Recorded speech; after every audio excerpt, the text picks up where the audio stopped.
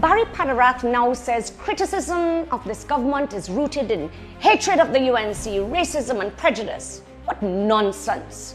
When nurses speak out about salaries, that's racism. When workers demand answers, that's prejudice. When citizens question government policy, that's hatred. No, it is called democracy. And what insults me the most is the attempt to rewrite history. We are told nobody protested for 10 years. Untrue. Nobody challenged politicians. Untrue. Nobody demonstrated outside officials' homes. Really? On March 28, 2015, the OWTU led by Ansel Roche protested outside the home of then Prime Minister Kamla Persad-Bissessar. Were they racist then? Were they extremists then? Then in November 2024, the same Ansel Roche led demonstrations outside the homes of then government officials, including Keith Rowley. Were they the enemies of the state then? Of course not. They were exercising their right to protest, because back then protest was acceptable when it suited the political narrative. Back then dissent was celebrated. Back then speaking out was considered democracy. Now that this government sits in office, suddenly criticism is hatred. Suddenly protest is intimidation. Suddenly the people are the problem. Well, I have news for this government. The people are not the problem.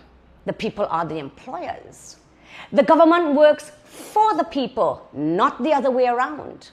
And no government should ever become so arrogant, so entitled, and so disconnected that it believes questioning authority is somehow an act of hostility. The people have a right to question. The people have a right to challenge. The people have a right to protest. And the people have a right to demand answers. This state of emergency was sold as a tool to fight crime. The government says this is about public safety. I believe the timing tells a very different story. And if speaking up for the people makes those in power uncomfortable, then they should get used to being uncomfortable, because silence is not democracy. Accountability is. This government may have the numbers in parliament, but the people still have a voice. And that voice is more powerful than any parliamentary majority. Because governments come and go, politicians come and go, but the people remain. So when government stops listening to the people have a duty to speak louder. So speak. Question, challenge, demand answers. Hold those in power accountable.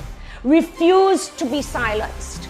Because this country does not belong to politicians. It belongs to the people. And the people will be heard.